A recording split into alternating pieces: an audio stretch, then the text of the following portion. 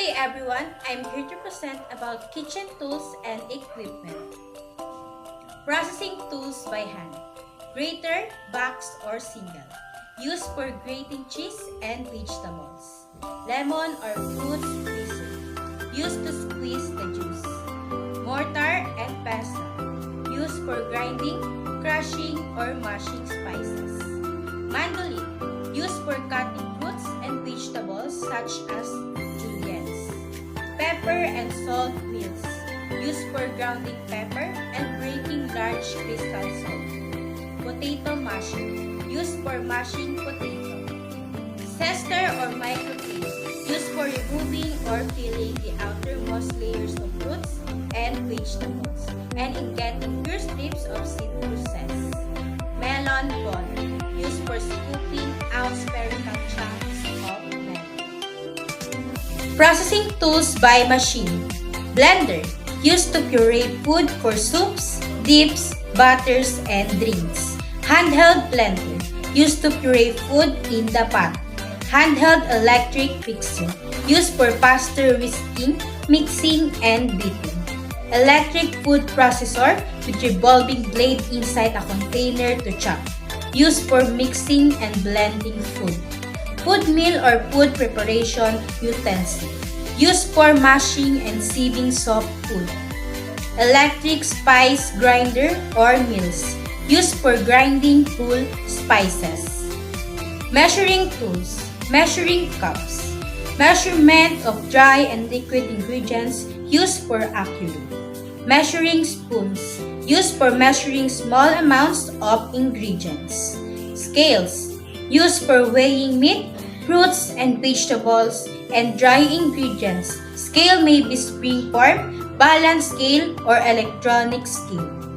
Food thermometer such as oven thermometer, meat thermometer, used for testing the temperature of meats, poultry, and dishes that contains eggs, casserole soups, and baked products. Mixing tools. Wooden spoons, used for stirring mixtures on the stove. Wooden spatula, used for folding mixture.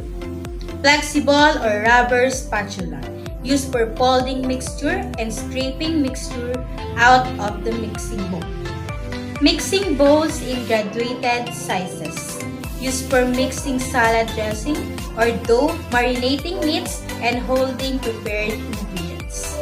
Wire whisk or balloon whisk with stiff thin wire loops attached to a handle, used for whipping foodstuffs.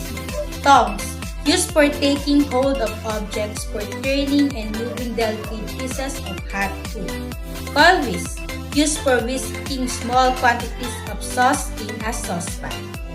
Sieving tools. Colander, a bowl-shaped kitchen utensils with perforations of draining off liquids and rinsing food. Sieves, fine or coarse wire mesh strainer baskets used for sieving sauces, straining stocks, draining boiled vegetables or beans, rinsing rice, or removing solids from stock.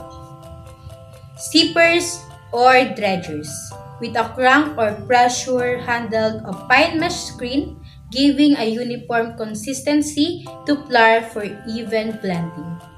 Skimmer, a shallow utensils usually perforated used in skimming liquids. Chinois, a fine mesh conical sieve that requires the food to be pushed through with a ladle or spoon to strain sauces. Strainer, a filter to retain larger pieces while smaller pieces and liquids pass through. Cheesecloth, a cloth in double thickness for straining fine particles from stocks or cooking liquids. It is also used for wrapping fish for poaching to ease lowering it into and removing it from the cooking liquid. Egg separator. It allows the egg white to drain through while trapping the yolk. Kitchen tool set. Ladle, a long-handled spoon with a deep bowl for serving liquid and to avoid pouring hot liquids from heavy pans. Also used for serving soups and stew. Serving spoon, used for serving only. Slotted spoon. It is useful when removing food from boiling water for serving or tasting and for skimming scum from the surface of liquids. It can be round or spoon-shaped. Kitchen spoons. A utensil consisting of a small, shallow bowl with a handle used in preparing, serving, or eating food. Knives. Chef's knife 8 or 10 inch. An all-purpose chopping knife. Paring knife for fine work such as peeling, trimming fruits, and vegetables.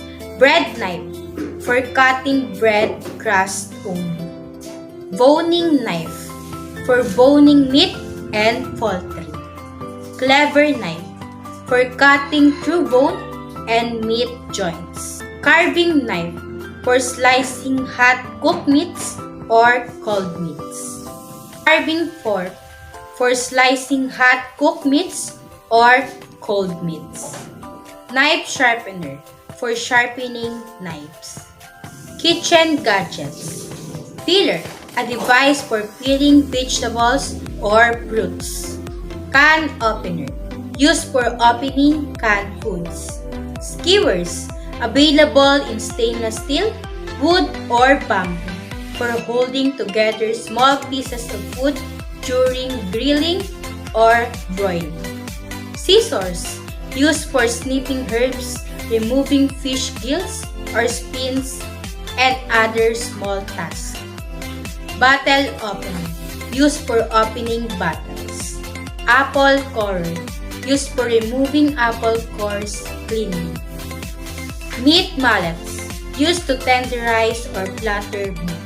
Cutting board, used for cutting food on different cutting boards, colors, and purpose, such as green, fruits and vegetables, yellow for raw poultry and chicken, blue for raw fish and shellfish, white for dairy products, tan for processed food, red from raw meat. Pots and pans, sauté pans or skillet, are ideal for quickly browning pieces of meat or other ingredients. Saucepans may be tall and narrow or wide and shallow in sizes ranging from 1 to 4 quarts, used for making soups, sauces, and small quantities of stock, and for cooking vegetables, grains, and beans. Deep frying pans, used for frying. Crepe pan, ideal for perfect crepes.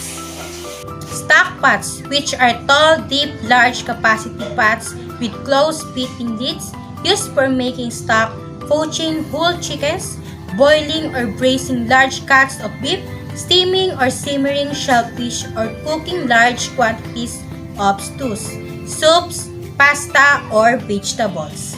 Double boiler. 2 saucepans that fit together so that the contents of the upper pan can be cooked or heated by boiling water in the bottom pan. If you do not have a double boiler, you can improvise by placing a heat-proof mixing bowl over a larger pot filled with water. Rondeau, used for braising method of cooking. Food steamer, a covered pot with an insert like a strainer used for steaming vegetables.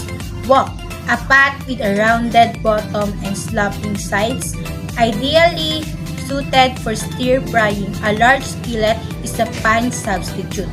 Stovetop grill, a new trend used in grilling food without using charcoal.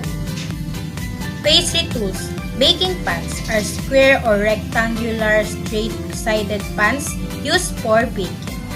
Baking sheets are flat and resilient sheets of regular or non-stick aluminum or thin steel with a raised rim all around or just on one edge that is used for baking.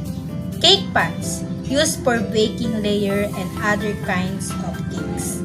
Cake tester, a slim piece of metal or wood used to test if the cake being baked is already done. Loaf pans are used for most quick bread recipes such as banana bread or carrot cake. Metal spatula, used for removing baked foods from the pan. Tin metal spatula is best for removing baked cookies from a cookie sheet. Offset spatula has a long, narrow, flexible stainless steel blade that allows easy frosting of cakes or whipping cream around the sides of the cake. A small offset spatula is good for frosting cupcakes or cookies. Mixing bowls, a constant companion while baking. Used for mixing whipping creams or egg whites, preparing ingredients, raising breads, or for storing food in the refrigerator. Parchment paper, used to line baking sheets before baking cookies, ensuring that the cookies will not stick to the pan. Also used for piping icing. Pastry or basting brushes, used for brushing oil, butter, or glazes on meats or poultry. Pastry bags and tips are composed of either plastic-lined, cloth, or all plastic bags and stainless steel or plastic tips. Enable easy, accurate piping or meringue, whipped cream or other toppings, fillings, decorative icing, and soft cookie or pastry dough. Pastry blenders are used for cutting butter or shortening into flour when making pastry dough by hand. Rolling pin, a smooth cylinder usually with a handle at each end and often made of wood, used for rolling out dough. Rubber or silicone spatulas are versatile and important tools in a baking kitchen. Wire cooling racks are necessary for setting just out of the oven hot baking pans to cool because hot pans placed on a flat surface can cause the baked item to become soggy due to the condensations that forms under the pan. Large or fixed equipment, grill, may be a gas or electric or may burn wood or charcoal. The heat source is beneath the rack on which the food is placed. Broiler or salamander, used to brown product on top. The heat source is above the food. Most broilers accept that the food is placed on a revolving spit in front of the heat source. Convection oven, used for baking bakery products, roasting, and baking dishes. Ranges come in various sizes depending on the number of burners, and they are used daily commercial kitchens. Steamers are a moist heat method used for large volume production. Refrigerators and freezers are part of overall storage and productions. Sizes can range from reach-ins to walk-ins. Temperatures should be checked daily.